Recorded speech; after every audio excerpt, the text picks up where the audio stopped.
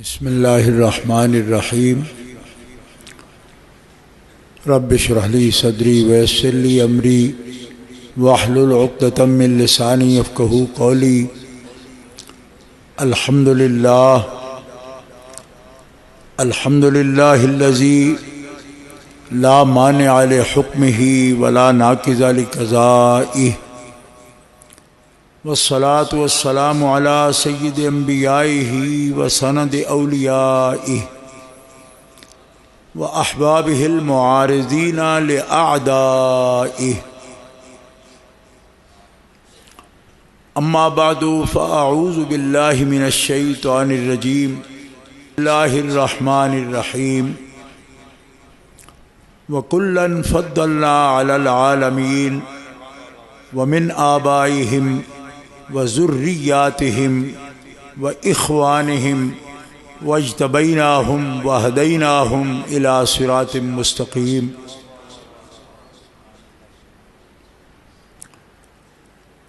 صدق اللہ العلی العظیم ان اللہ وملائکتہ یصلون علی النبی یا ایہا الذین آمنوا صلوا علیہ وسلموا تسلیما اللہم صل علی سیدنا و مولانا محمد وعلی آلہ وصحبہ وبارک وسلم صلاۃ و سلاما علیک یا رسول اللہ۔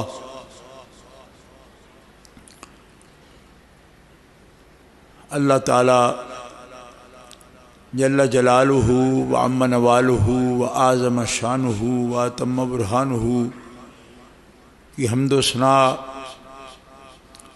حضور قائد المرسلین سید النبیین سید العالمین امام الاولین والآخرین جناب محمد مصطفیٰ احمد مجتبیٰ صلی اللہ علیہ وآلہ واصحابہ وبارک وسلم کی بارگاہ اقدس میں ہدیہ صلاۃ والسلام کے بعد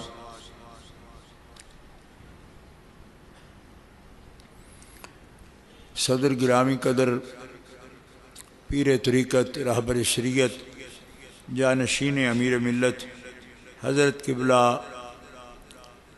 صاحبزادہ الحافظ القاری پیر سید منور حسین شاہ صاحب جماعتی مدظلہ مفکر اسلام حضرت العلام مفسر قرآن مولانا پیر سید ریاض حسین شاہ صاحب مدظلہ بانی ادارہ تعلیمات اسلامیہ خطیب پاکستان حضرت العلام مولانا مفتی محمد اقبال صاحب چشتی مدظلہ مناظر اسلام حضرت العلام مولانا مفتی محمد حنیف صاحب قریشی مدظلہ اہل اسلام اہل سنت و جماعت عاشقان مصطفیٰ محبان اولیاء حضرت علامہ مفتی محمد اقبال چشتی صاحب نے مجھے حکم فرمایا کہ مجھے آج اس تقریب میں حاضر ہونا ہے۔ میں ان کے ساتھ ہی حاضری کی سعادت حاصل کی، حضرت شاہ صاحب قبلہ سے ملاقات ہوئی اور دعائیں لیں۔ انہوں نے حسب سابق رہنمائی بھی فرمائی، مفید مشورے بھی عطا فرمائے۔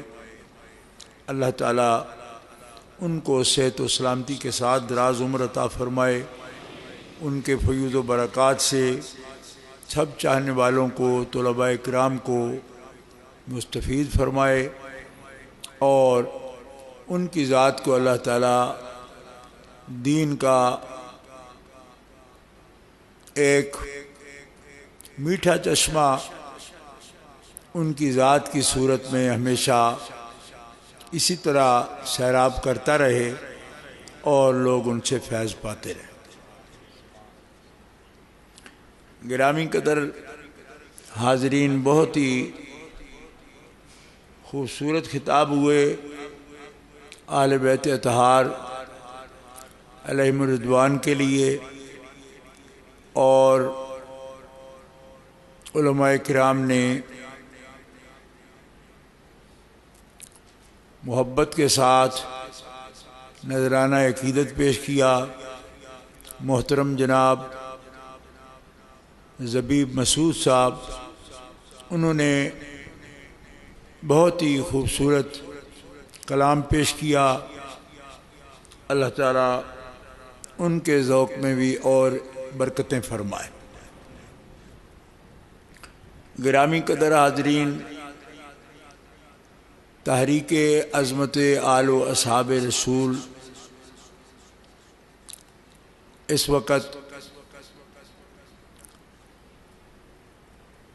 پورے پاکستان میں اور سوشل میڈیا کے حوالے سے پوری دنیا میں عظمت صحابہ کرام اور عظمت اہل بیت پاک کا پیغام صبح و شام دے رہے ہیں، اور الحمدللہ ہر محفل میں، کانفرنس میں، پروگرام میں اہل اسلام بہت ہی محبت کے ساتھ سنتے بھی ہیں اور اس تحریک کے پیغام کی تائید بھی کرتے ہیں۔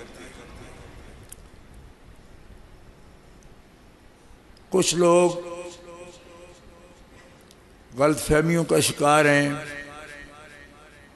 اور غلط فہمی میں ہیں، اور یہ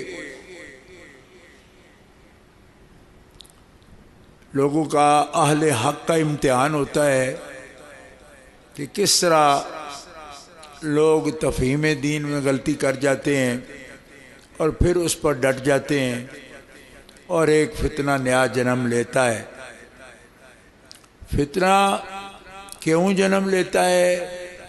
یہ ہمارے عباس کا موقع نہیں ہے، اس لیے کہ اللہ تعالیٰ جل شانہ وعز اسمہ حقیقتوں کو جب کھولتا ہے اور ایک سچائی کو اور زیادہ کھول کر اپنے بندوں کے سامنے لاتا ہے، تو ایسا ہی ہوتا ہے کہ کوئی دشمنی کرتا ہے، رب کے کلمے اور زیادہ ان کی سچائی لوگوں کے سامنے آ جاتی ہے۔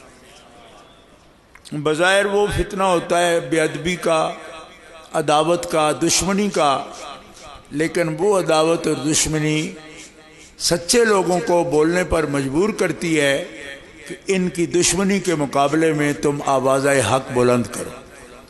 نتیجتاً وہ دعوت جو کسی وجہ سے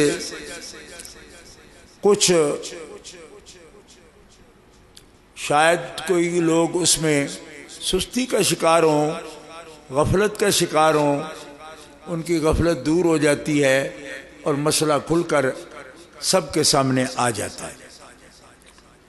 قرآن پاک میں اللہ تعالیٰ جل شانہ کا یہ فرمان ہے کہ وَكَذَلِكَ جَعَلْنَا لِكُلِّ نَبِيٍّ عَدُوًّا شَيَاطِينَ الْإِنسِ وَالْجِنِّ يُوحِي بَعْضُهُمْ إِلَى بَعْضٍ زُخْرُفَ الْقَوْلِ غُرُورًا وَلَوْ شَاءَ رَبُّكَ مَا فَعَلُوهُ فَذَرْهُمْ وَمَا يَفْتَرُونَ۔ اس آیت پاک میں اس پوری حقیقت کو بیان کر دیا گیا۔ دشمنی سے لوگوں کے دل تنگ پڑتے ہیں۔ ایسا ہوتا کیوں ہے؟ ایسا کیوں ہوتا ہے؟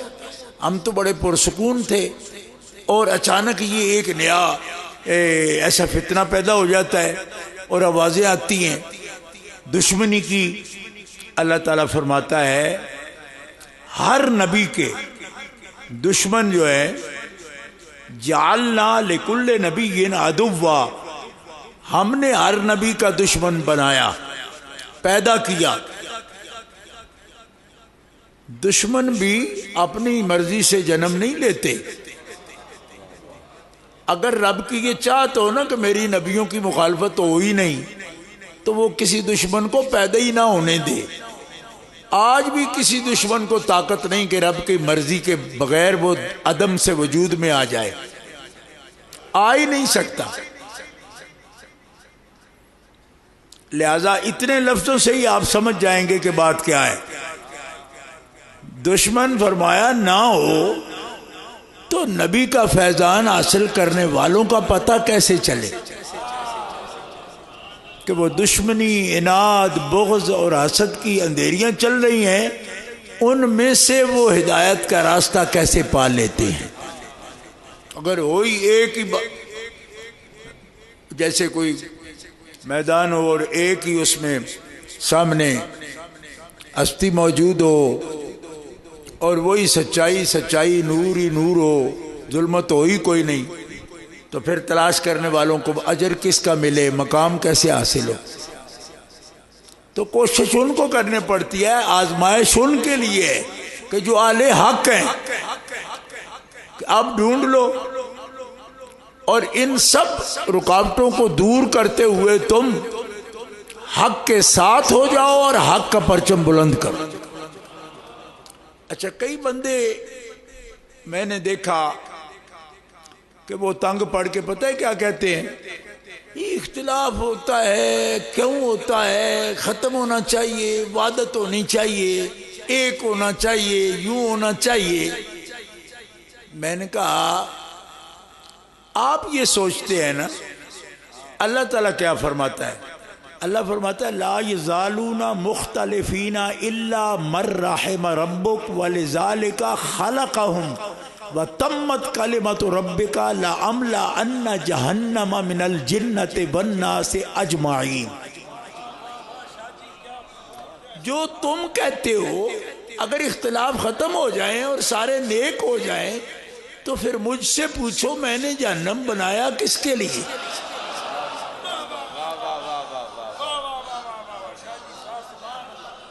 یعنی اتنا ایک جہنم نہیں، کئی جہنم. جنتیں اوپر سے اوپر اور جہنم نیچے سے نیچے، اس کے درجے اس کے درکے. نیچے جانے والی سیڑھیاں درجہ نہیں کہلاتی. آج کل کے عربی ہر سیڑھی کو درجہ بولتے ہیں، لیکن قرآن کا فصحا جو ہے نا اس میں نیچے جانے والی سیڑھیوں کو درجہ نہیں کہتے، درکا کہتے ہیں، اور اوپر جانے والی کو درجہ کہتے ہیں. علو والی سیڑھیوں کو درجہ کہتے ہیں اور عبوت والی سیڑھیوں کو درکا کہتے ہیں. نیچے جانے والی تو نیچے سے نیچے اتنے جہنم اسفل السافلین. فرمایا تم سمجھ نہیں رہے کہ اگر سب حق پر ہو جائیں، اختلاف مٹ جائیں، سارے سچے ہو جائیں، جھوٹا رہے ہی کوئی نہیں، ادو ہو ہی کوئی نہیں، سب نبیوں کو عاشق ہو جائیں تو دوزخ میں کسے ڈالوں؟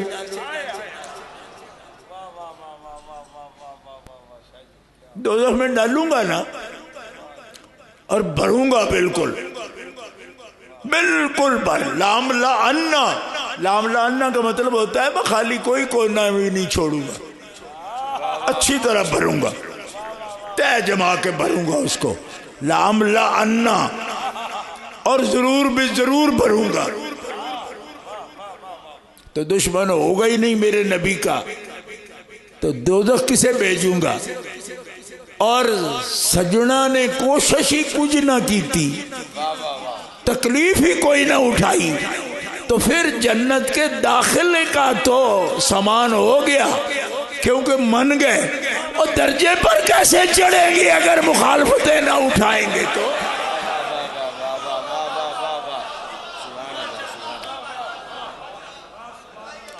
اس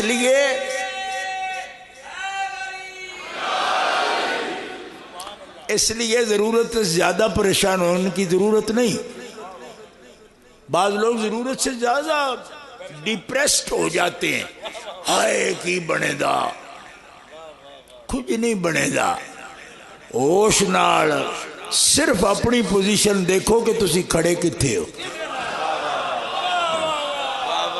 دوجی دنیا کی کر دیے پئی ہے تہاڈی ذمہ داری نہیں.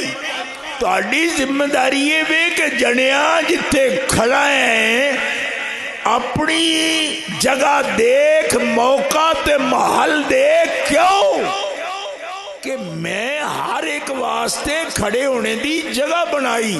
ما منا الا لہو مقام معلوم.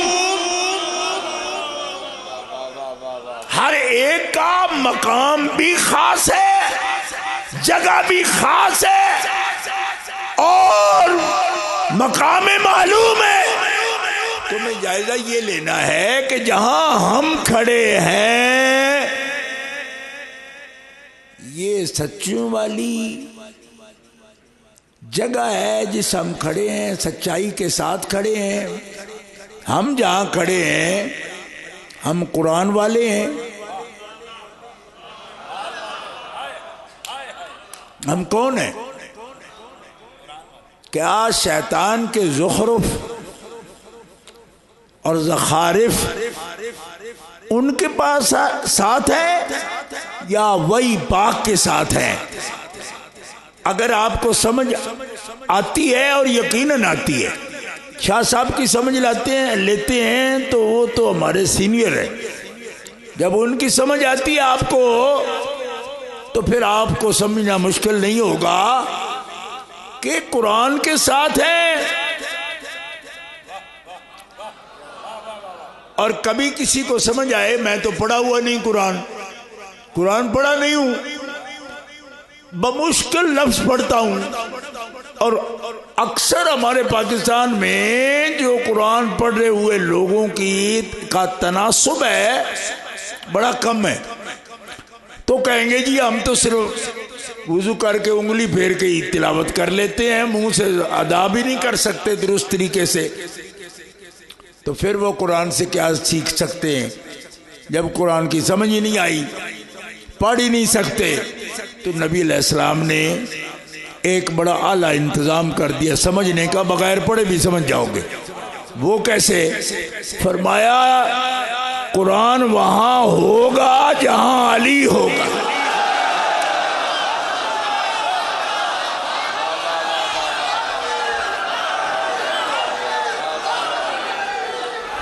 تفسیریں نہیں آتی کوئی بات نہیں،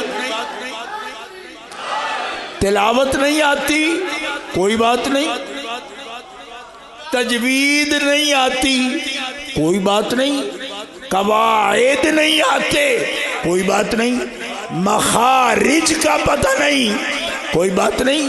قاری صاحب کہتے ہیں یہ حرف پھوٹے گا ثنایا علیہ سے، کبھی کہتے ہیں یہ ثنایا سفلا سے، کبھی نواجس سے، کبھی دواحق سے. کہتے نہ نواجس کا پتہ اور دند ہے نہیں آؤں دے. نواجس کا پتہ نہیں، دواحق کا پتہ نہیں، ثنایا علیہ کا پتہ نہیں، سفلا کا پتہ نہیں، مخارج کا پتہ نہیں. یہ نوکے زبان کہاں لگانے سے کون سا حرف پھوٹتا ہے میں تجوید اور مخارج نہیں جانتا. اور فرمایا کچھ بھی نہیں جانتا تو پریشان نہ ہو، یہ اس کے ساتھ رہتا ہے جو سب کچھ جانتا ہے. اور جو کچھ نہیں جانتا وہ علی کو دل میں بسا کے اس کی جہت پر متوجہ رکھے اور اس کی تلاوت کرنا سیکھ جائے. جو علی کے چہرے کی تلاوت سیکھ جائے گا قرآن کی تلاوت کا ثواب پا جائے گا.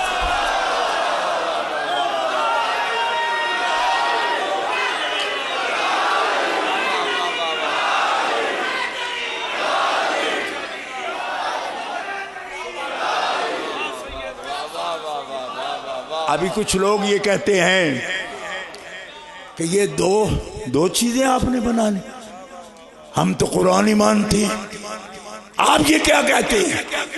ہم نے کہا ہم جو کہہ رہے ہیں وہ بھی قرآن ہی کہہ رہا ہے. قرآن کہہ رہا ہے، آپ غلطی پر ہیں، آپ غلطی پر ہیں. آپ کو نہیں پتا؟ قرآن ہی تو کہتا ہے رجال اللہ تلہیہم تجارتم ولا بیع عن ذکر اللہ، کہ قرآن دلیل ہے، پر قرآن والی دلیل جاننے کے لیے بھی علم چاہیے۔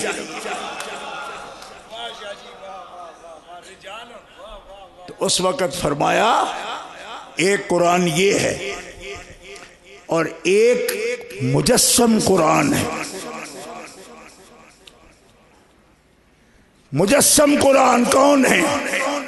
فرمایا میرے وہ صالح بندے، نیک بندے، بلکہ بندے نہیں، یہاں لب نے اللہ تعالیٰ نے ان کے لیے رجال کا لفظ بولا۔ میں اکثر اپنی تقریروں میں عرض کرتا رہتا ہوں، لوگ اس پر حیران ہوتے ہیں یہ کیا تقریر ہے؟ رجال اللہ فرماتا ہے میرے مرد بندے، مرد جنے۔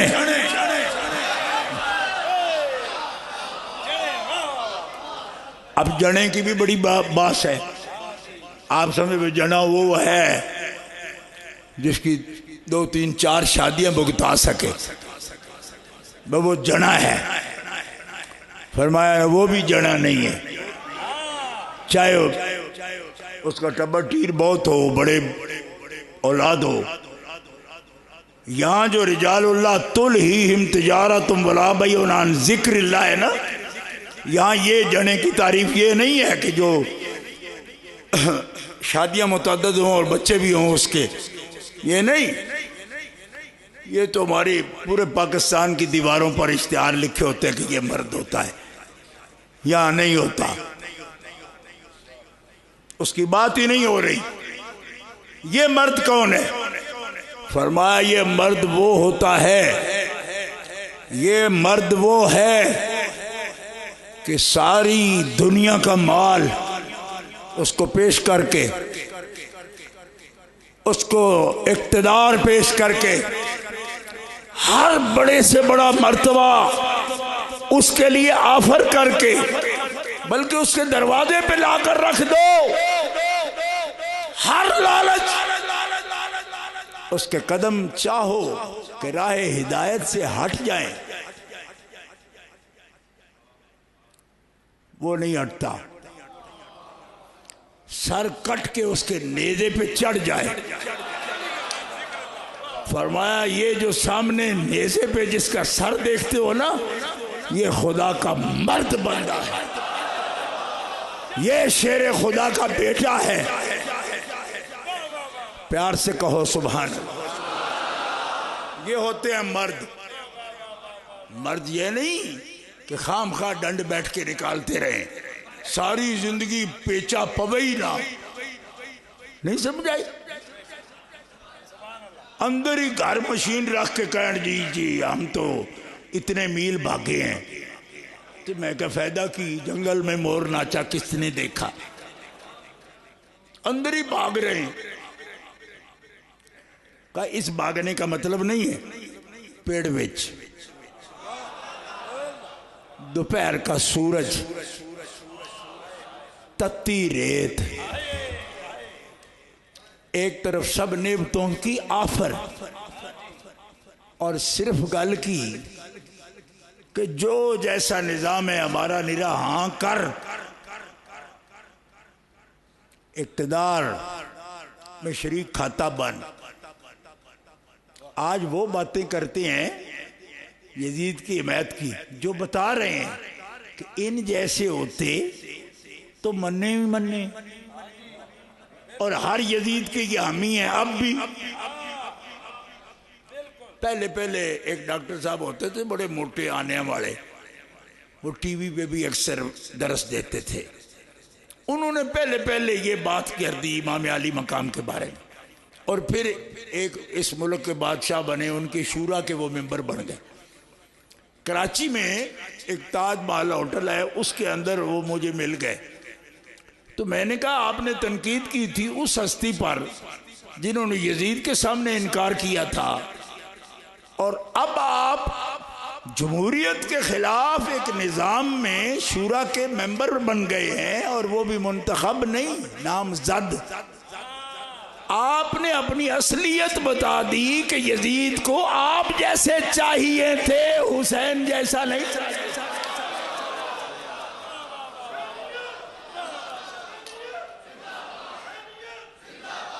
اور یزیدوں کا اس طرح بن جانا دم چھلا، یہ ہجڑوں کا کام ہے، مردوں کا کام نہیں ہوتا.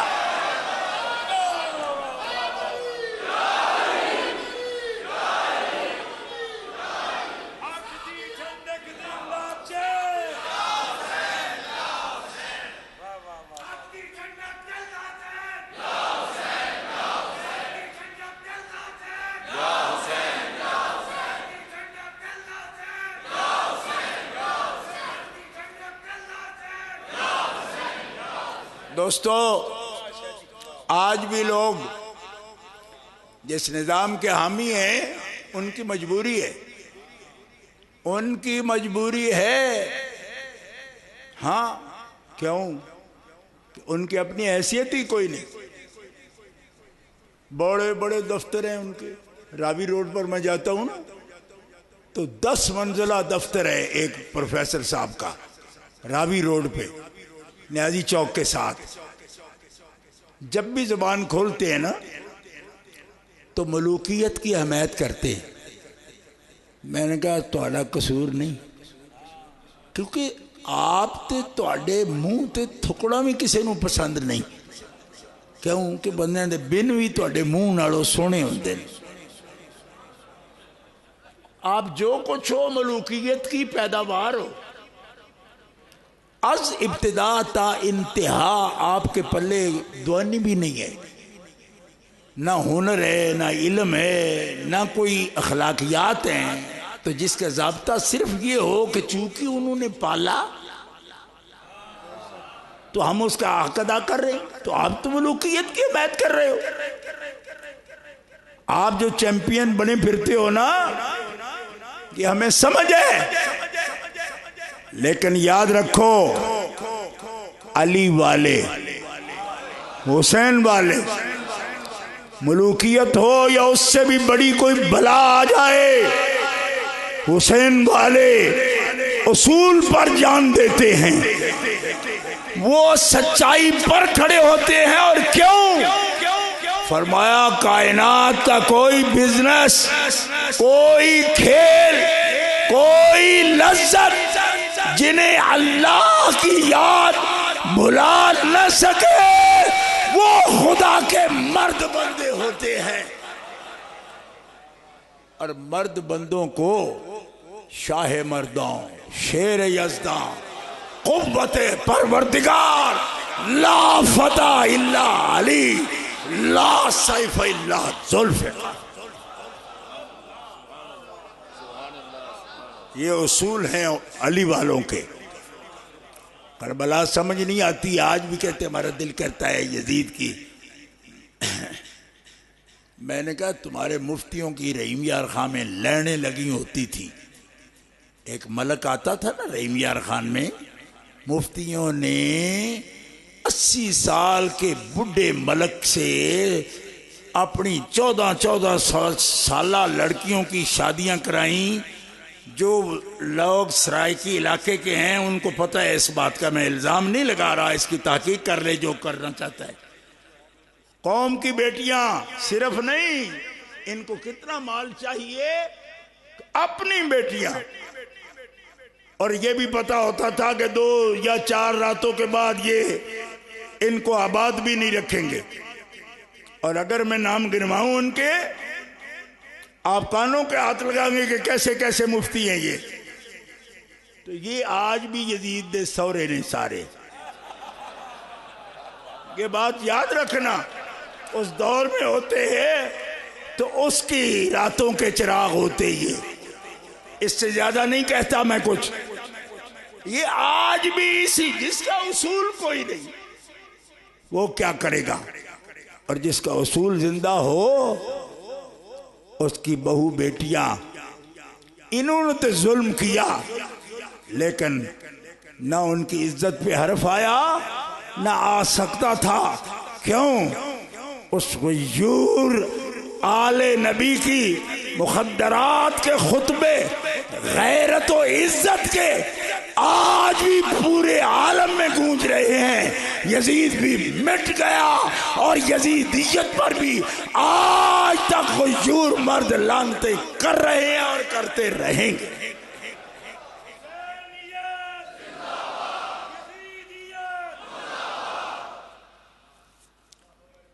عزیزان گرامی، مختصر مجھے حضرت شاہ صاحب قبلہ کے بڑے دیرینہ خادم بھی ہیں، عزیز ہیں، ان کے تربیت یافتہ ہیں، حافظ قاسم صاحب، تو مجھے کہہ رہے تھے ہم لمبی محفل نہیں کرتے، اور میں ان کے قواعد کے مطابق چلوں گا. سید ہیں، حافظ صاحب نے مجھے آگاہ کر دیا، اور میں ہمیشہ لمبی کرتا ہوں. آج گزری رات بھی میں نے 2.25 گھنٹے تقریر کی. ٹھیک ہے، لیکن میں شاہ صاحب کی طبیعت بھی جیسے فرما رہے تھے، اللہ کے شعر ہیں. ہم نے جیسی تقریریں دوروں میں دن رات چل کے ان کے ساتھ کانفرنسوں میں، تنظیمات میں، میٹنگوں میں، بڑی خدمات ہیں ان لوگوں. کہتے ہیں نا بہار چمن میں جو آئی ہوئی ہے، یہ سب پود انہی کی لگائی ہوئی. لوگوں بڑی خدمات ہے.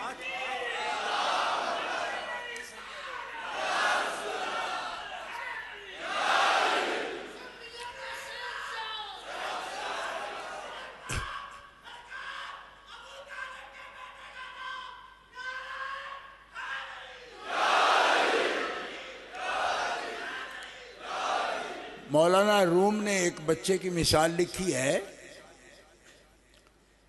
کہ جس نے ایک باغ کی کوئی 6 مہینے گوڈی کی تو پھل لگ گیا. اس کی زبان پر لفظ یہ آیا کہ یار میرا باپ جو 6 سال گوڈی کرتا رہا تو کوئی پھل بوٹا لگا ہی نہیں، میں نے 6 مہینے کی ہے آ گئی. تو باپ پورا سمجھدار نہیں تھا.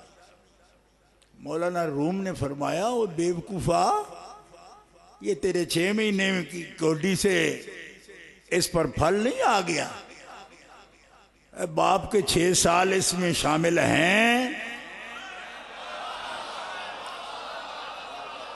آج لوگ اتراتے پھر رہے ہیں جی شاید ہم چلے ہیں، جی ہمارا آنا جانا دیکھو. میں کہا بیوقوف ہو، مولانا جلال الدین رومی کے سنو. اس کے پیچھے امام اہل سنت علامہ سید احمد سعید شاہ صاحب کاظمی کی محنتیں ہیں، محدث اعظم کی محنتیں ہیں. اور ان سے بھی پہلے 1924 میں متحدہ ہندوستان کے مسلمانوں نے قیادت و سیادت کا تاج کابل سے لے کر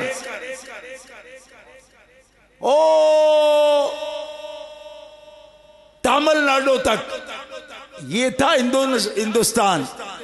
کابل سے لے کر تامل ناڈو تک کے ہندوستان کے سب سیدوں، عالموں، مفتیوں، قاضیوں، عاشقوں، سنیوں نے پورے متحدہ ہندوستان کی قیادت کا تاج جس کے سر پہ سجایا وہ ہے امیر ملت حضرت سید جماعت علی شاہ محدث علی پوری.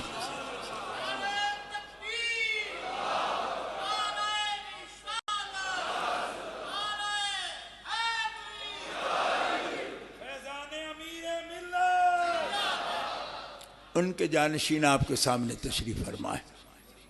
آج ان سے تانے ان کو دیے جا رہے ہیں جی کہ اہل سنت ہیں آپ یا نہیں ہیں. میں آ گیا پنجابی چ کہندے نے جنہاں دے نے پنڈ گراں انہاں دے نہیں بہن دی تھاں. وہ کمڑیا یہ سسٹم بنایا کس نے؟ باتیں کرتے شرم نہیں آتی تمہیں؟ آج پوچھ رہے ہیں آپ کو، آپ انسپیکٹر ہیں؟ ہاں، ہمارے کہتے میرے ہاتھوں کے تراشے ہوئے پتھر کے صنم. کیا بات کر رہے ہو آپ؟ سنو مسلمانوں، یہ ہدایت والے لوگ ہیں، یہ رجال اللہ ہیں، یہ رجال اللہ ہیں، یہ خدا کے مرد بندے ہیں، یہ ہدایت کا نشان ہے، یہ نشان منزل ہے، بلکہ میں عشق کی زبان میں کہوں اور نشان منزل نہیں، یہ عاشقوں کی منزل ہے.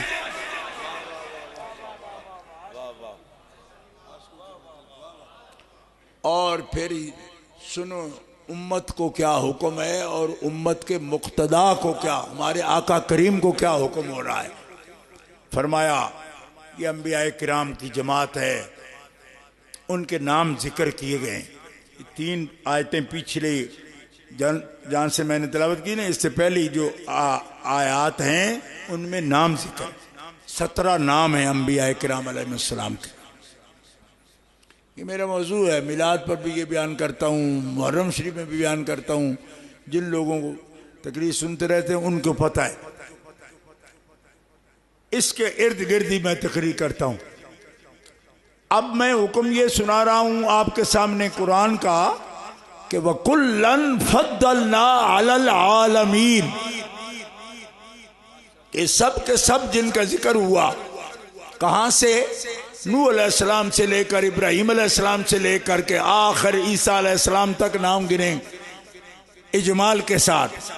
اور پھر کہا یہ صالحین ہیں، محسنین ہیں، اور بات یہاں ختم ہوئی کہ یہ سب کے سب سارے عالمین سے بلند رتبہ رکھتے ہیں. زور سے کہیں سبحان اللہ. کیا علی العالمین ہے؟ کیا ہے؟ علی العالمین. فضلنا، اونچے کر دیے ہم نے، علی العالمین، سارے جہانوں کے اوپر. جہان نیچے ہیں، یہ اوپر ہیں. ٹھیک ہے. اب اختلاف امام علی مقام سے صرف نہیں کرتے، ان سے بھی کرتے ہیں. کیوں؟ کہ یہ تو جد پاک سے بھی، امام علی مقام کے جد پاک سے بھی کہتے ہیں نا کہ ہم ان جیسے ہیں، اس لیے ان سے کیا توقع کہ امام کو یہ مانیں گے؟ یہ تو بڑے نسلی جے. نہیں تو نہیں آپ. ہاں جی، میں نے کہا آپ کے اپنے لیے کوئی آیت پڑھو قرآن سے کہ آپ علی العالمین فضیلت رکھتے ہو. آپ تو ہو فی العالمین، وہ ہیں علی العالمین. ایک ہوتا ہے فی العالمین، عالماں دے وچ، ایک ہوتا ہے عالماں دے اتے. وہ ہیں علی العالمین، آپ ہیں فی العالمین. اور فی، یہ تو شرامیت میں بھی لکھا ہے کہ فی للظرفیت، علا للاستعلاء. علا تو بنایا ہی بلندی کے لیے گیا ہے، فی بنی ہی بانڈے وچ. کوئی نہیں سمجھ آئی؟ اور فی میں بھی وہ ہے جو بانڈے دے وچ رہن. تو جو برتن سے اچھل کر باہر جا پڑے، ان کو باہر پڑی چیز کو انسان کا بچہ تو منہ بھی نہیں لگاتا، بلکہ کتے کا بچہ بھی منہ لگاتا.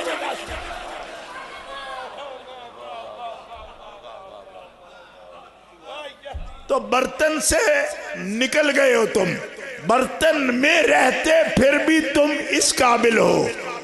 اور وہ فی نہیں، علی العالمین. تم کیا سمجھتے ہو کہ قرآن میں الفاظ کا چناؤ نہیں ہوتا؟ ایسے ہی قرآن آ گیا ہے. نہیں پتا تمہیں؟ پتا ہے، آپ جانتے ہو، ایک مفسر قرآن کے مرید ہو، اور وہ بھی سید زادہ. یہ وہ کس قسم کے مفسر، اور جیسے علامہ اقبال کہتے ہیں کہ احکام تیرے حق ہیں مگر اپنے مفسر تعویل سے کر دیتے ہیں قرآن کو پائن. یہ وہ نہیں ہے، یہ علی والے مفسر بات کرتے ہیں.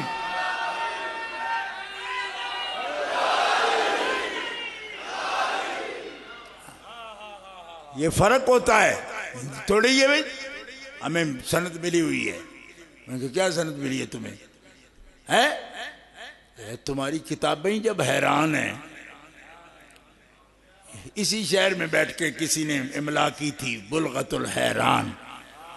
بلغت الحیرانی مفسر اور ہیں، اور ساری حیرانی جو عرفانی بنا دیں وہ مفسر اور ہیں. اور یہ کون بناتے ہیں؟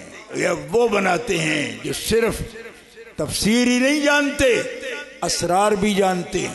حضرت انس بن مالک نے پوچھا یا رسول اللہ یہ کوئی اور قرآن ہے جو علی کے کان میں کہتی؟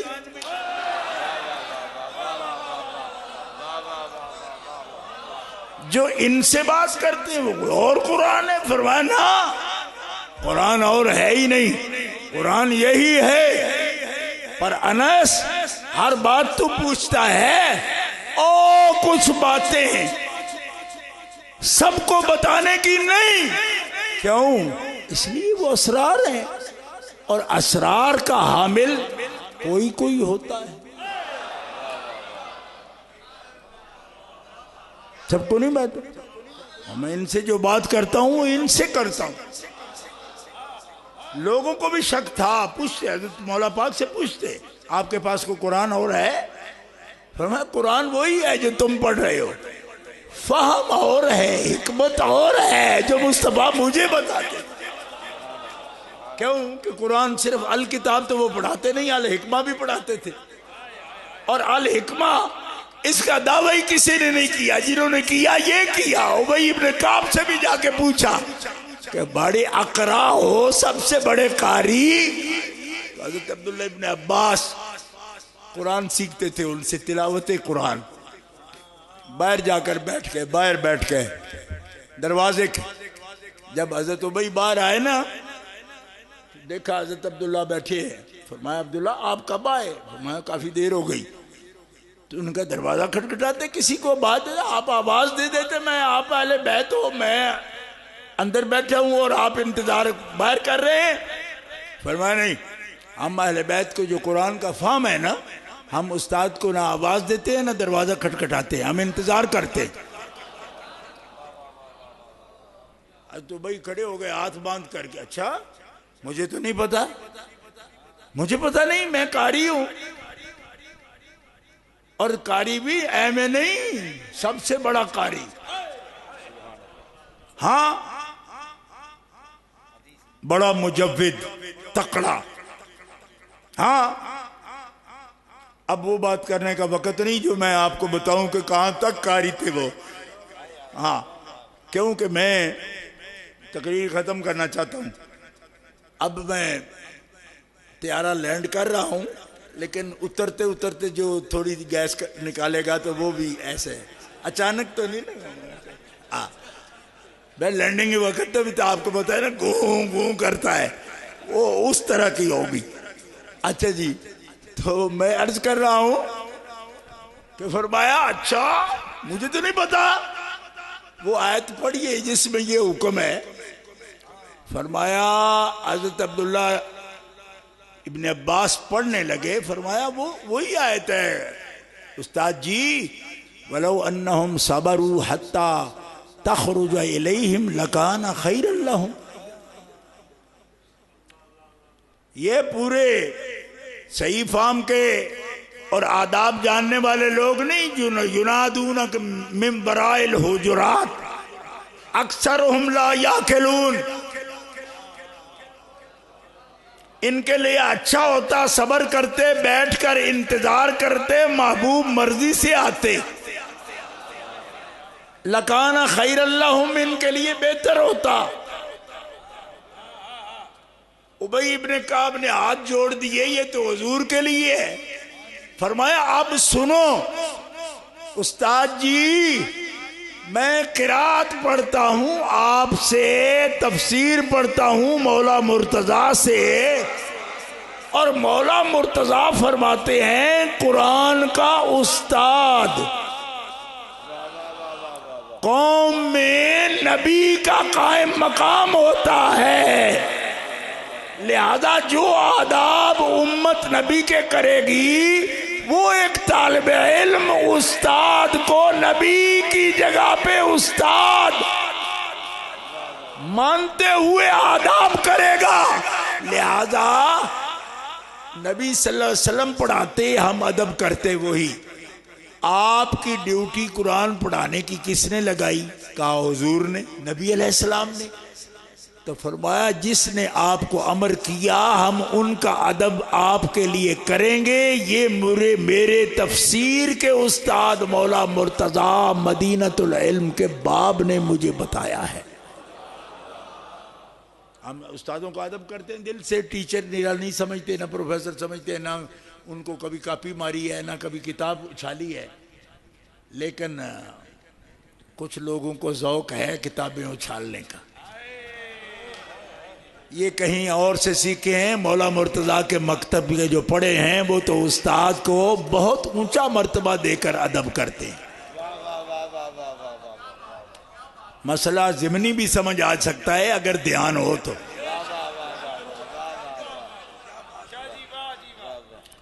حضرت ابی ابن کعب کی آنکھوں میں آنسو آ گئے، فرمایا ابی قاری بڑا ہے لیکن حکمت کوئی سیکھے اے اہل بیت رسول تم سے، حکمت قرآن جانتے ہو تم، اور آج سے منت کرتا ہوں ابن عباس جب جاؤ علی کے درس میں تو اپنے استاد ابی کو بھی ساتھ لے جایا کرو، نرے لفظ پڑھنا نہ سیکھے اس کے معنی پر بھی غور کرے۔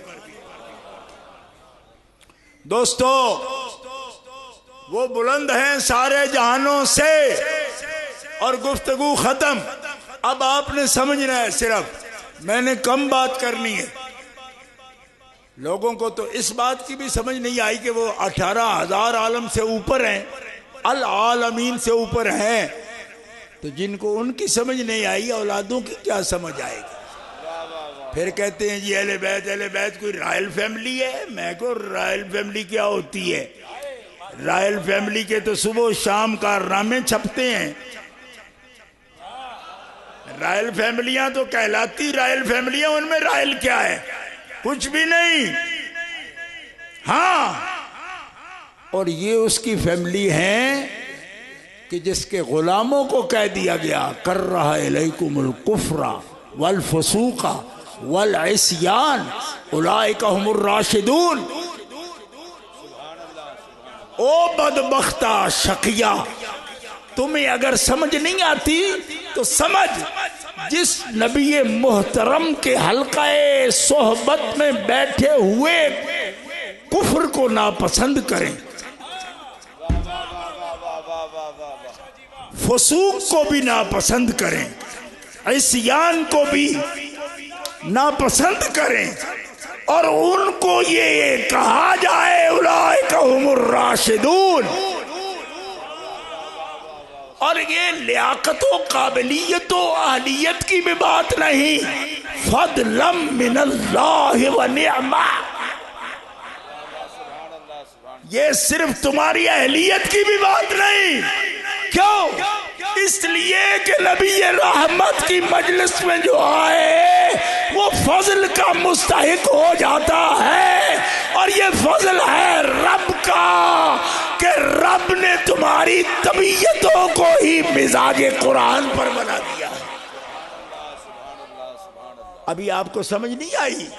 یہ صرف صحبت اٹھانے والے ہیں، یہ ان کی شان ہے، نہ کفر، نہ فسوق، نہ عصیان۔ ایک دفعہ کہہ لو سبحان اللہ، آپ کو سمجھ نہیں آ رہی۔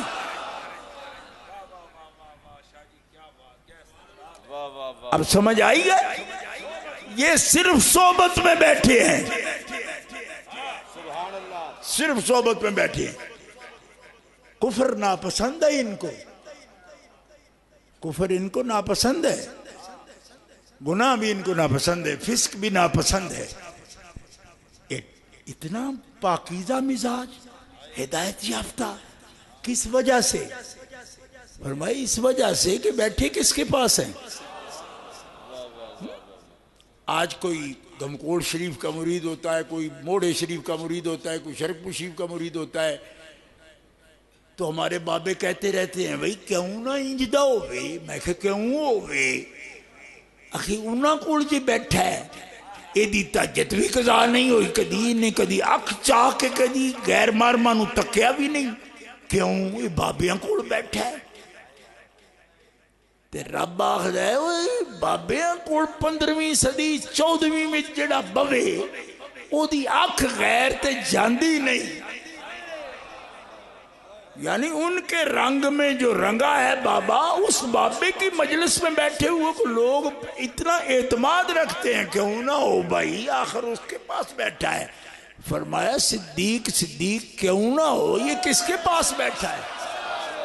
فاروق فاروق کیوں نہ ہو، یہ بیٹھا کس کے پاس ہے؟ کہہ لو نا کھل کے سبحان اللہ.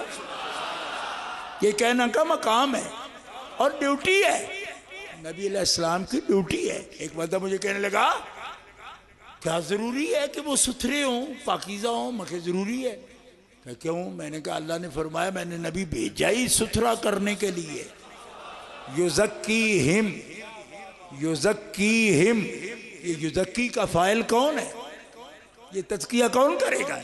نبی پاک صلی اللہ علیہ وسلم. یزکیہم، یتلو کا فاعل نبی، یعلم کا فاعل نبی، یزکی کا فاعل نبی.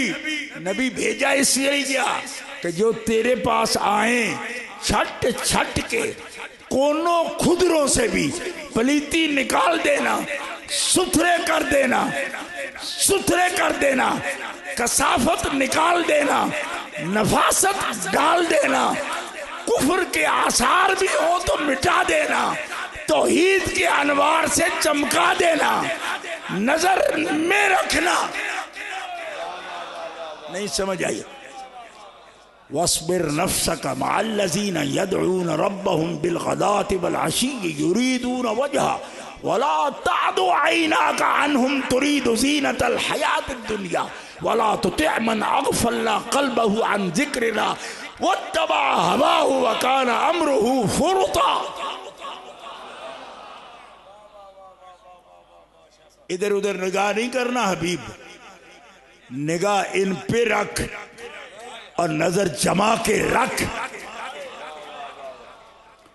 یہ حکم آیا، یہ حکم آیا، نظر جما کے رکھ. اور وہ نظریں جن پر جمائیں میل نہیں رہنے دیتے، عیب نہیں رہنے دیتے، نقص نہیں رہنے دیتے، کجی نہیں رہنے دیتے، عیوج نہیں رہنے دیتے، اعوجاج نہیں رہنے دیتے، قیم بن جاتے، مستقیم ہو جاتے. کون؟ جو نظروں میں آ جائیں، آ جائیں وہ ہو جاتے. یہ ایمان ہے ہمارا اور یہ قرآن ہے. قرآن ہے نا، عیب نہیں. جنگ میں گیا، مولوی حق نواز ابھی اس وقت کہتے ہیں زندہ تھا، حالانکہ جو ہدایت پر نہ ہوں وہ سانس لے رہے ہوں تو قرآن کہتا ہے اِنَّكَ لَا تُسْمِعُ الْمَوْتَى. وہ جس کو سمجھتے ہو نا زندہ ہے، اس کو قرآن مردہ کہتا ہے. جو ہدایت پر نہیں مردہ ہے. تو اس کی تقریر ہوتی تھی سارا جہان جمع کر لو، صدیق نہیں بن سکتا. میں نے کہا کیوں نہیں بن سکتا؟ کہتے اس لیے کہ انہوں نے حضور کو دیکھا ہے، حضور کو دیکھا اور پہلے دیکھا. تو میں نے کہا وہ ٹھیک ہے، جو پہلے دیکھے اس کی مثل نہیں بنتا کوئی، تو جسے دیکھے تو منہ پھاڑ پھاڑ کے اس کی مثل ہونے کے دعوے دار ہو. تو حضور بڑے ہیں یا رب بڑا ہے؟ تمہیں شرم نہیں آتی جو حضور کو دیکھے؟ تم کہتے ہو جی ان کے صحابی کا مثل کوئی نہیں. حضور نے تو جاگتے ہوئے سر کی آنکھوں سے رب کو دیکھا ہے، پھر ان کی مثل کیسے کوئی ہو سکتا؟ جو حضور کو دیکھے تو مثل نہیں، تو جو رب کو دیکھے اس کی مثل کون ہو سکتا ہے؟ حضور نے تو رب دیکھا. اے سب اسی فکری ہیں ان کی، چکرے مارتے رہتے ہیں، یہ سمجھ نہیں ہے ان کو. اب سمجھو بات، یہاں بات ختم نہیں ہوگی کلن فضلنا علی العالمین، نہ. اگر بند ہو جاتی، کلام ختم ہو جاتا تو بات اور تھی. اب سنو بس. من آبائہم، من آبائہم، سب آبا نہیں، من آبائہم. اب سمجھ آ رہی ہے؟ من آبائہم، من آبائہم، من آبائہم و ذریاتہم و اخوانہم. جو پیچھے نام آ گئے سب، ان کے ماں باپ، و ذریاتہم، ان کی اولادیں، و اخوانہم، اور ان کے بھائی کیا ہیں؟ کیا ہیں؟ وَكُلًّا فَضَّلْنَا عَلَى الْعَالَمِينَ. من آبائہم نہیں، وَمِنْ آبائہم، وَمِنْ آبائہم. کلام یہاں ختم نہیں ہو گیا علی العالمین پر. وَمِنْ آبائہم، واو کے بعد کا کلام معطوف، واو کے ما قبل کلام معطوف علیہ. اور یہ مسلک بریلوی کی بات نہیں کر رہا میں، یہ نحویوں کا مسئلہ ہے کہ جو معطوف کا معطوف علیہ کا حکم ہے وہی معطوف کا حکم ہے. یہ ابن حاجب دیکھ لو کہتے ہیں، جامی کہتی ہے، متن متین کہتا ہے، الناب الواضح کہتی ہے کہ معطوف کا وہی حکم ہے جو معطوف علیہ کا حکم ہے. جو معطوف علیہ سارے جہانوں سے اوپر ہے تو ان کی اولاد بھی سارے جہانوں سے. اب آہستہ سبحان اللہ نہیں ہوگی، پھر تو مجھے کہنا پڑے گا آپ نے سمجھ کوئی نہیں آئی. ہاں، اور یہ میں کہنا اس لیے کہ آپ سمجھدار ہو. اب آپ سمجھ رہے ہیں بات؟ اب مجھے بتاؤ نا، ذریت کس کی؟ آخری نام تو عیسیٰ علیہ السلام تھا، ان کی ذریت کہاں تلاش کریں گے؟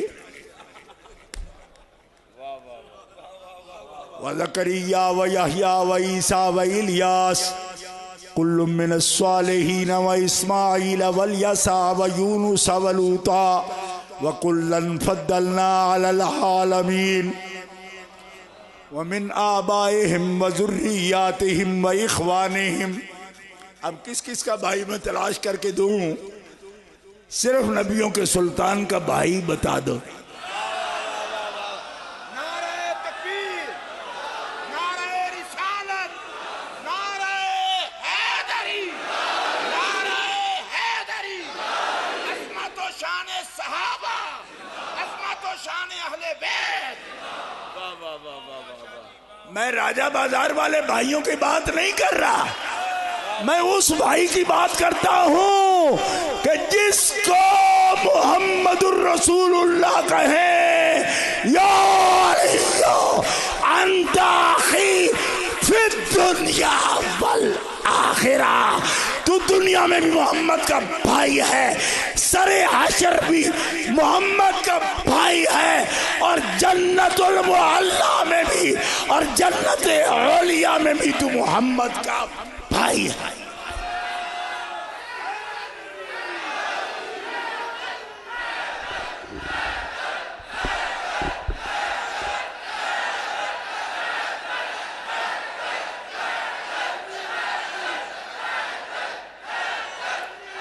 اور یہ قاعدہ ہے، قاعدہ. میں امام محمد رضا،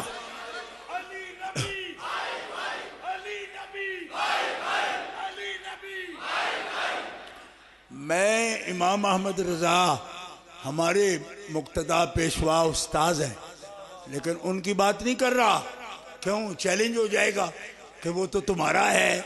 میں کہ ابن حاجب بھی ہمارا ہو، لیکن علم نحو کی بات ہے، گرامر کی بات ہے، لغت کی بات ہے. آپ تو ویسے ہی حیران ہیں، آپ سے نہیں کہہ رہا، ان سے، بلغت الحیران والوں سے بات کر رہا ہوں. نام تعلیم القرآن رکھ لینے سے تعلیم القرآن نہیں ہوتی. تعلیم القرآن کے لیے تمہیں علی کے بیٹوں کے پاس آنا پڑے گا، تو کوئی ذریعہ ہی وہ ہے. کتاب اللہ اور اطرت دو ہی تو حوالے ہیں، تو کدھر جاؤ گے؟ نہیں آؤ گے تو پھر حیران ہی رہو گے نا. نام بھی رکھو جی، یہ حیرانگی کی بات ہے. میں کو خود حیران ہو، دوسروں کو کس راستے پر ڈالو گے؟ وہی راستہ ہوگا جس پر تم لے جا رہے ہو لوگوں کو. سن لو دوستو، ذریت فرمایا تو کندھا لگا کے کھڑا ہے علی سے، ہٹ ہٹ ہٹ، اوے ہٹا پیچھے. کیوں؟ تو ہے فی العالمین. علی اخی رسول ہے، وہ ہے علی العالمین.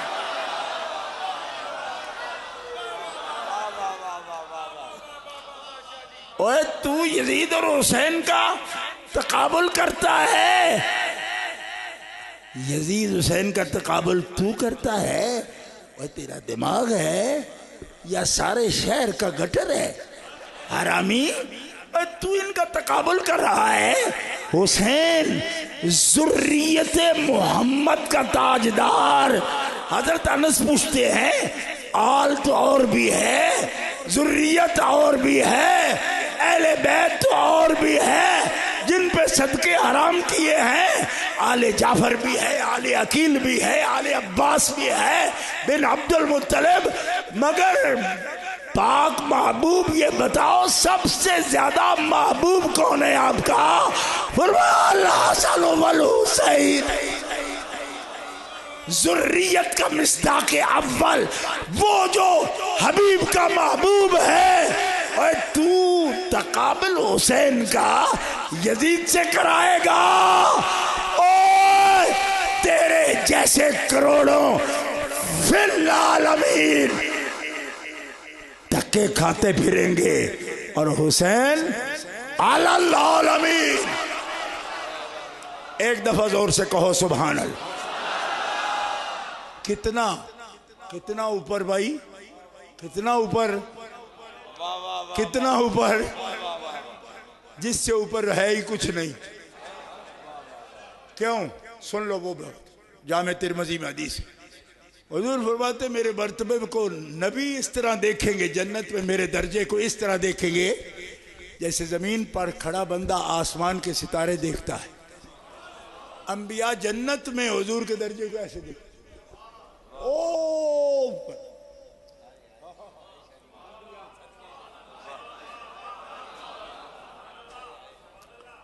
سیدہ نے پوچھا امی جان کے لیے آپ نے فرمایا وہ جنت میں مال دیکھ کے آیا میری امی کا، حضرت خدیجہ کبریٰ کا، میرا نہیں دیکھا؟ یا رسول اللہ میرا فاطمہ کا نہیں دیکھا؟ فرمایا تو مالک ہے ساری جنت کے، مال کا کیا پوچھتی ہے؟ جنت مال تیرا سارا ہی، لیکن الگ نہیں بنانے دیا، الگ بنانے نہیں دیا. تو حیرانگی سے پوچھی یا رسول اللہ یہ کیوں؟ فرمایا مجھے جو درجہ رب نے دیا میری جنت ہوگی جو تو نہیں ہوگی. تیرا الگ بنواتا مال. رب کہتا ہے جو جنتی چاہیں گے وہ پائیں گے. تو تیرا باپ بھی جنتی ہے نا، تو وہ چاہے گا کہ فاطمہ الگ محل میں رہے اور محمد کا محل تیرے بغیر آباد کیسے ہو؟ حضور اور سنو مسلمانوں، آپ محبت کرتے ہو، میں بھی یقین رکھتا ہوں اس بات پر، لیکن آخری بات اپنی سن لو. کتنے لاجواب لوگ ہیں. نبی علیہ السلام فرماتے ہیں حسن، حسین، فاطمہ، علی، ان سے جو محبت کریں گے میں پہچان کر اپنے ساتھ اپنے درجے میں جنت میں ان کو لے کر جاؤں گا. من احب ہذین یعنی الحسن والحسین اباہما و امہما کان معی فی درجتی. زور سے کہو سبحان. آپ کہتے ہو کہ بھئی ہم بڑے عاشق ہیں، زور زور سے بولتے ہیں، 2 گھنٹے مولوی کو سنتے ہیں، پھر نام جپتے ہیں، نعرہ حیدری لگاتے ہیں، سیدہ خاتون جنت کا نام لیتے ہیں، ان کی عزت و عظمت کی باتیں کرتے ہیں. سب اچھا کرتے ہو، لیکن وہ کیا کرتے ہیں یہ بھی سن لو. کیا کرتے ہیں، کیا کریں گے، حضور نے پہلے بتا دیا. فرمایا جو ان سے محبت کریں گے میں پہچان کر ان کو، خود پہچان کر ان کو ہاتھ کھڑا کر کے کہنا نہیں پڑے گا یا رسول اللہ ہم آپ کے حسنین سے پیار کرتے ہیں، آج کچھ مانگتے ہیں. فرمایا نہیں بھائی، او تہاڈا ہاتھ کھڑا کرن دا ویڑا سی دنیا تے تساں دوے کر کے میرے حسنین دی محبت دا اعلان کر چھڑے. آج ہاتھ نیویں رکھو. آج میں ایک ایک نو اشارہ کر کے دساں گا اوے میرے حسنین دے چان والے ٹرا تیرے تو بغیر میں جنت جانا نہیں. مائی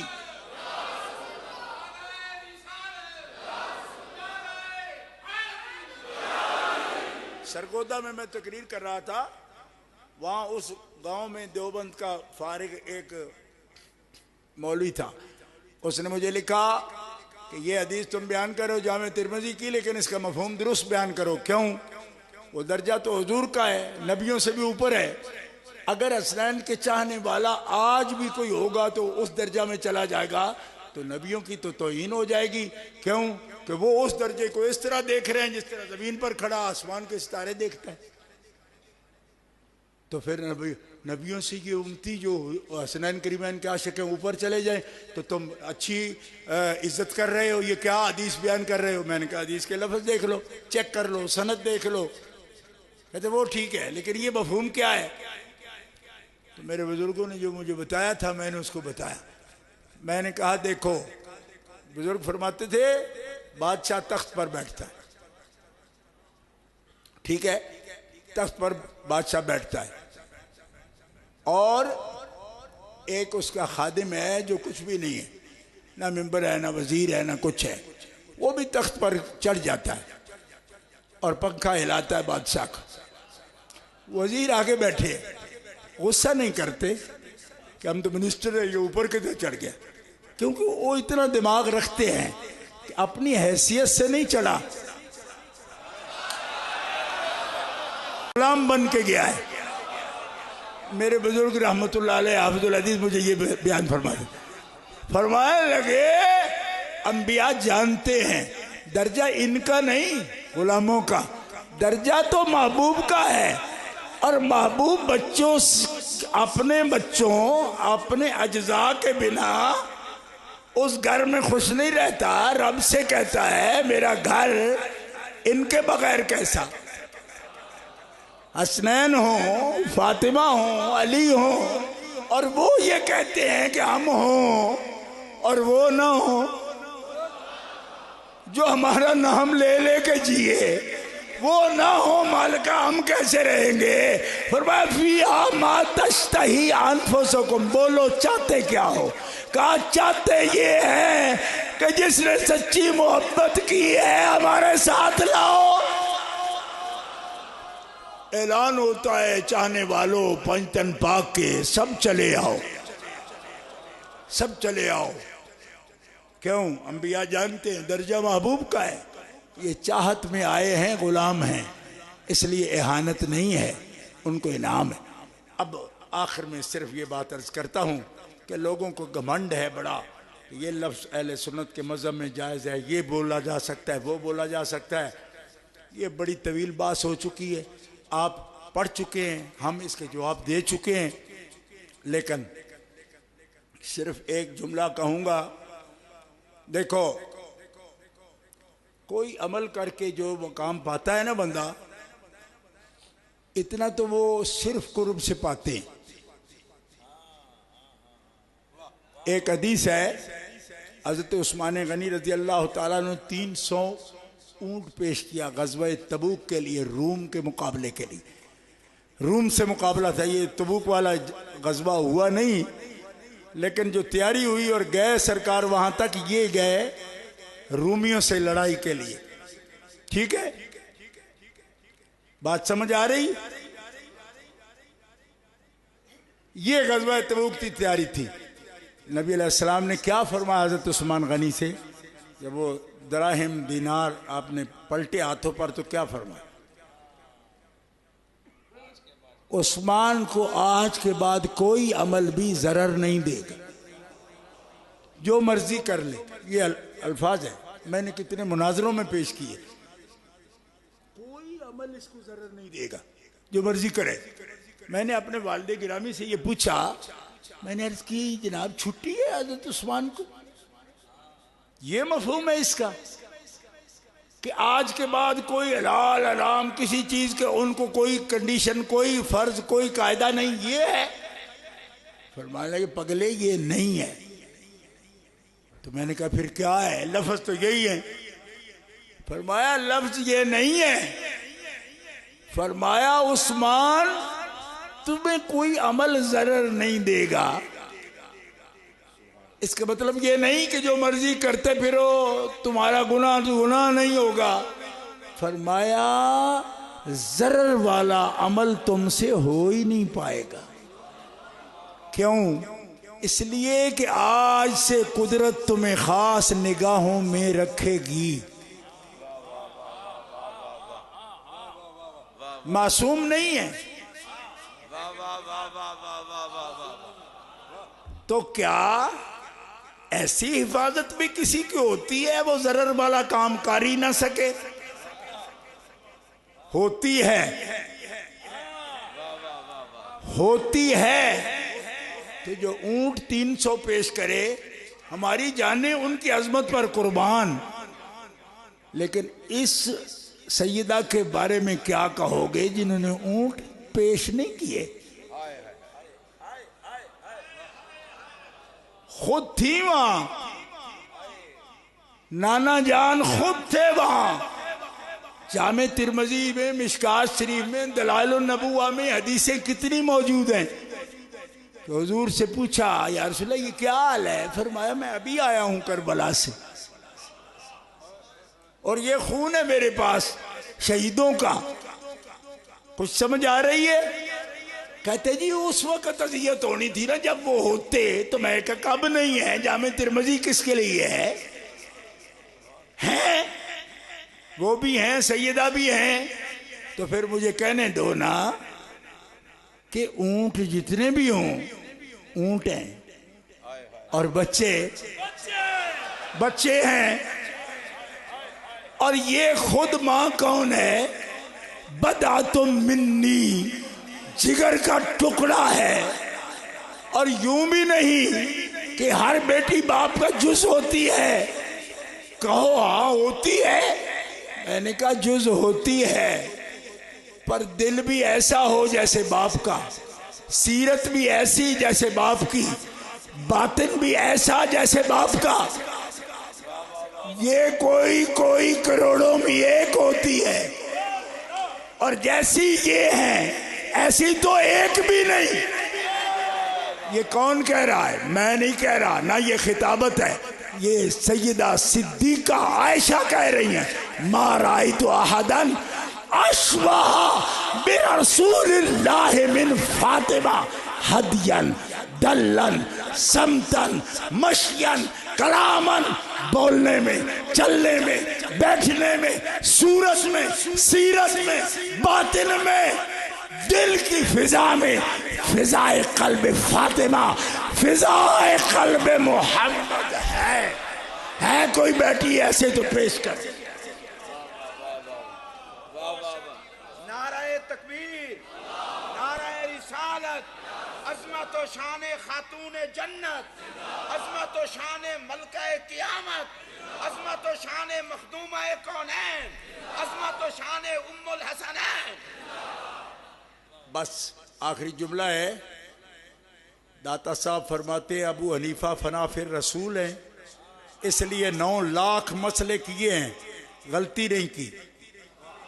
جن مسائل میں رجوع کیا ہے نا وہ 9 لاکھ سے کچھ اوپر ہے، 72 ہے مسائل وہ لکھے ہیں لوگوں نے، لیکن 9,35,000 اور کچھ جزیات ہیں امام اعظم ابو حنیفہ کے۔ میں 9 لاکھ اس لیے کہہ رہا ہوں کہ وہ جن سے رجوع کیا ہے وہ اس سے اوپر تعداد ہے، 9 لاکھ میں رجوع کی ضرورت نہیں پڑی، لیکن پھر بھی میں ان کی عظمت پر قربان۔ ابو حنیفہ امام اعظم ہو کر بھی رجوع کرتے ہیں، یہاں تو بالکل عربی والا جو قطور ہے نا وہ بھی نہیں کرنے کے لیے تیار۔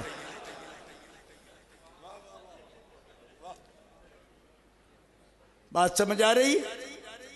داتا صاحب فرماتے ہیں وہ غلطی نہیں کرتے، کیوں کہ فنا فر رسول ہیں، تو جب اپنی صفت فنا کر چکے تو باقی کی صفات کا انعکاس ان کے قلب پر ہوگی۔ یہ داتا صاحب کے لفظ ہیں جن کا میں ترجمہ کر رہا ہوں، بلکہ میرا ترجمہ بھی نہیں، ابو الحسنات رحمۃ اللہ علیہ کا ترجمہ ہے۔ علامہ ابو الحسنات جو ہمارے صدر تھے پورے پاکستان کے، جمعیت علماء پاکستان کے اپنے وقت میں، سید دیدار علی شاہ صاحب قبلہ کے صاحبزادے ہیں، ان کا ترجمہ ہے۔ فرما رہے ہیں رسول اللہ کی معصومیت، کیونکہ ان میں یہ فنا ہوئے ہیں نا، ان کی معصومیت کا انعکاس جب ہوا قلب ابو حنیفہ پہ، وہ معصوم ہیں خطا نہیں کرتے، یہ معصوم میں فنا ہیں اس لیے خطا نہیں کرتے۔ ذرا سمجھنا، میں نے کہا لمڈینگ مولوی ہو تسی بھی سمجھ لو، ضروری نہیں کہ جو معصوم نہیں وہ خطا کار ہوگا، یہ کوئی جدت نہیں تمہاری۔ کیوں؟ یہ تو رافضیوں کا عقیدہ ہے کہ خلفائے ثلاثہ چونکہ معصوم نہیں تو ظالم ہیں۔ اے جواب تو شرع عقائد والے 10 دفعہ دے رہے ہیں، تم نے وہی جملہ جو رافضی لڑکا دیتا ہے خلفائے ثلاثہ پر۔ او بدبختہ، تو نئی ترکیب نہیں لایا، تو رافضی کا وہی جملہ جو خلفائے ثلاثہ پر بولتا ہے تم نے اس کی نسبت کر دی سیدہ کے پاس، اور جب تمہیں نہیں آتا تو اتنی بلند پروازی بنانے کی ضرورت کیا ہے؟ چپ رہے، ان کو بات کرنے دے جن کو بات کرنی آتی ہے۔ 1400 سال میں امت نے جب نہیں کہا تو تمہیں کہنے کی کیا ضرورت ہے؟ اب کہتے ہو جی سوج گئے ہاں، جتیاں بڑیاں پئیاں نہیں، پونیاں سرنا جتیاں دے مقام تے جا کھلوتا ہے۔ بات سمجھ آئی آپ کو؟ اوہ وہ بات تو رافضی کر رہا ہے، جس کا جواب دے رہے علامہ تفتزانی بھی دے رہے، علامہ پراروی بھی دے رہے، علامہ خیالی بھی دے رہے، کہ ان کا معصوم نہ ہونا مذنب یا ظالم ہونے کو مستلزم نہیں ہے۔ تو انہوں دہرا رہے ہیں کہ غیر معصومہ نہ ہوں تو وقوع مستلزم ہو گیا۔ یہ اگر قاعدہ ہے تو پھر پہلے کا جواب دے۔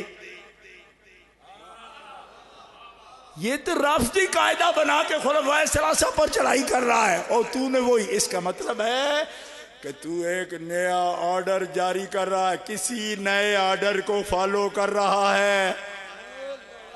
کیا مطلب؟ کہ کچھ بنے اگر آل کے رافضی، تو اب آرڈر یہ ہے ملوک کا کہ کچھ بنے خلفاء کے رافضی، جو پلٹ کے وہی بات کر دیں اہل بیت کو، ہم نہ ان کے رافضی نہ ان کے رافضی، ہم ہیں اہل سنت و جماعت، ان کو ظالم نہیں مانتے، ان کے لیے خطا کا سوچ بھی نہیں سکتے۔ یہ ہے اہل سنت و جماعت کا نہج۔ اور کوئی پوچھے جب معصوم نہیں ہوں گے تو کیوں نہیں سوچ سکتے؟ تو یہ لمبی کہانی ہے۔ حضرت عائشہ صدیقہ کے بارے میں جب منافقوں نے تہمت کی تو رب کیا کہتا ہے؟ لولا اذ سمعتموہ قلتم ما یکون لنا ان نتکلم بہذا سبحانک ھذا بہتان عظیم۔